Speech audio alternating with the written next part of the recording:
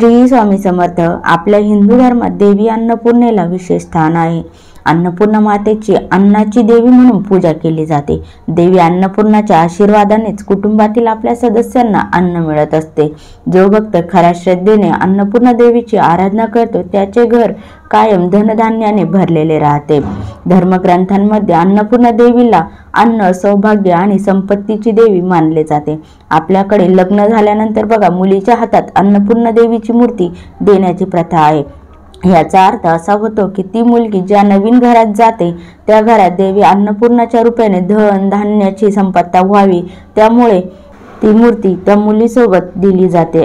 त्यामुळे प्रत्येकाच्या घरात अन्नपूर्णा देवीची मूर्ती असणे शुभ मानले जाते। तर आजच्या व्हिडिओमध्ये मी तुम्हाला अन्नपूर्णा मातेची कथा सांगणार आहे। त्या अगोदर तुम्ही चॅनलवरती नवीन असाल तर सबस्क्राइब करा, व्हिडिओला लाईक करा, कमेंटमध्ये श्री स्वामी समर्थ जय अन्नपूर्णा माता अवश्य लिहा। चला तर मग व्हिडिओला सुरुवात करू। काशी नगरीत धनंजय नावाचा एक विद्वान ब्राह्मण राहत होता। त्याच्या बायकोचे नाव होते सुलक्षणा। त्याच्या घरात 18 वृक्ष दारिद्र्य होते। एक दिवस बायको बोलल्यामुळे धनंजयाला वाईट वाटले व त्याने शंकराशी तपश्चर्या करायला सुरुवात केली। 3 दिवस गेल्यावर शंकराने त्याच्या कानाजवळ अन्नपूर्णा अन्नपूर्णा अन्नपूर्णा असे शब्द उच्चारले। त्याला त्याचा अर्थ कळाला नाही, म्हणून त्याने पुन्हा तपश्चर्याला सुरुवात केली। तेव्हा शंकराने त्याला रात्री दृष्टांत दिला, मुला तू पूर्व दिशेला जा, तुझे मनोरथ पूर्ण होतील। दुसऱ्या दिवशी तो पूर्वेकडे निघाला। बरेच दिवस गेल्यावर एका पौर्णिमेच्या रात्री तो सरोवराजवळ पोहोचला।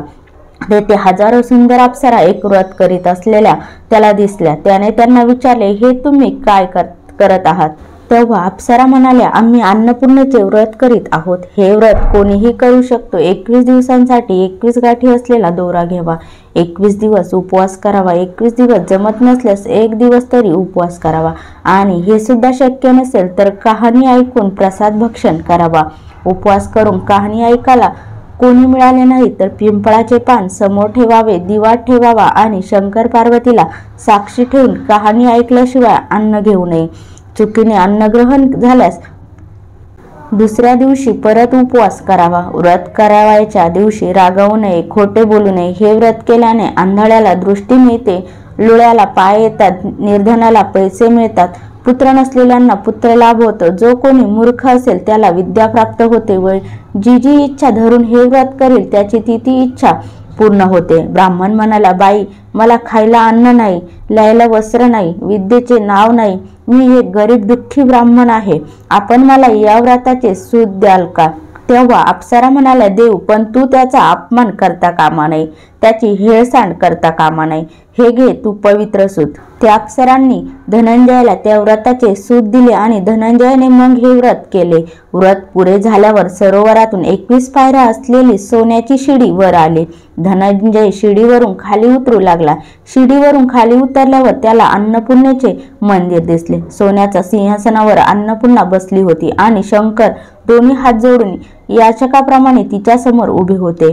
किन्नरी देवीवर छत्रचामरे ढाळीत होत्या, यक्षस्त्रिया सहस्रपारा करीत होत्या। हे पाहून आश्चर्यचकित झालेला धनंजय पुढे गेला आणि त्याने माता अन्नपूर्णेचे पाय धरले। देवी हसून म्हणाली, वत्सा धनंजया, तू माझे व्रत केले आहेस, मी तुझ्यावर प्रसन्न झाले आहे, तू सुखी होशील, सारे जग तुझी वाहवा करील, तुला काही कमी पडणार नाही।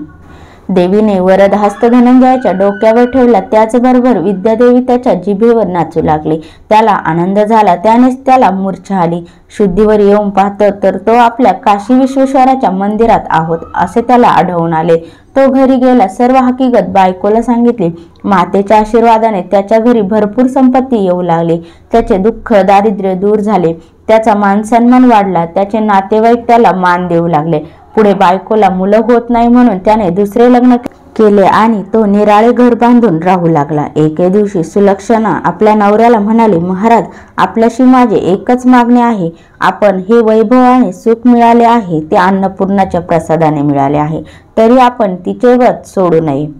तिचे बोलणे ऐकून तो तिच्याबरोबर व्रत करण्यास बसला। त्याची दुसरी पत्नी तिला त्यातलं काहीच माहीत नव्हतं। ती आपल्या नवऱ्याची वाट पाहत बसली। 1 दिवस झाला, 2 दिवस झाले, असे 18 दिवस झाले तरी धनंजय परतला नाही। शेवटी तिला समजले की आपला नवरा आपल्या सवतीकडे गेला आहे, तो तिच्याकडे 18 दिवस राहिला आहे। तिच्या अंगाचा पापड झाला। ती रागाने लाल होऊन तिथे गेली आणि तिने धनंजयाचा हात धरून त्याला घरी आणले।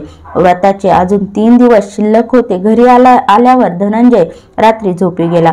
बायकोला त्याच्या हातात असलेला दोरा दिसला। तिने तो तोडला आणि चुलीत जाळून टाकला। अन्नपूर्णा कोपली, त्यामुळे धनंजयाचे घर सामानासकट जळून भस्म झाले। सुलक्षणाला समजलं की हा देवीचा कोप आहे। तिने धनंजयाला आपल्या घरी बोलावले। सवत मात्र आपल्या माहेरी निघून गेली। सुलक्षणेच्या सांगण्यावरून धनंजय परत सरोवराकाठी गेला। त्याने पुन्हा अन्नपूर्णा मातेचे व्रत केले। पहिल्याप्रमाणे सीडी परत वर आली। तो देवीच्या मंदिरात गेला। परत आलेला पाहून देवीचे जे नौकर आहे त्याला मारावयास धावले। त्यावर देवी म्हणाली, थांबा, त्याला मारू नका, तो ब्राह्मण आहे, तो अवध्य आहे, त्याने माझे व्रत केले आहे। नंतर देवी त्याच्याकडे पाहत म्हणाली, मला सर्व काही समजले आहे।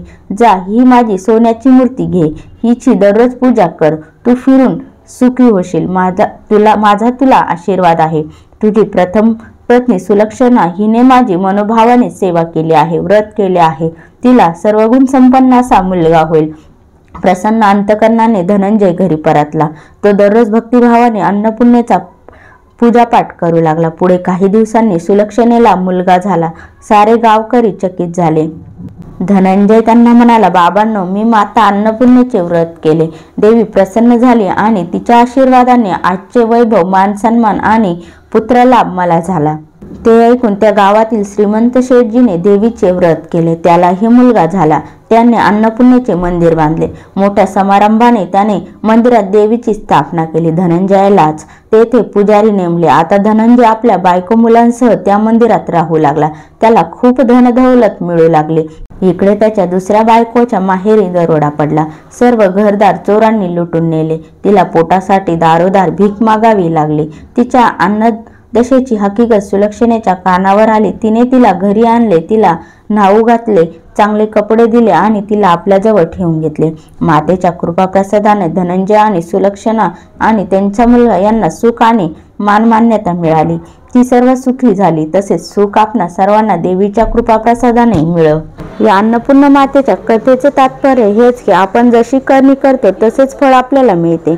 आपण चांगले कर्म केले तर चांगले फळ मिळते आणि वाईट कर्म केले तर त्याचे फळ दुःख, दारिद्र्य, नाना तऱ्हेच्या व्याधी उपाधी भोगाव्या लागतात।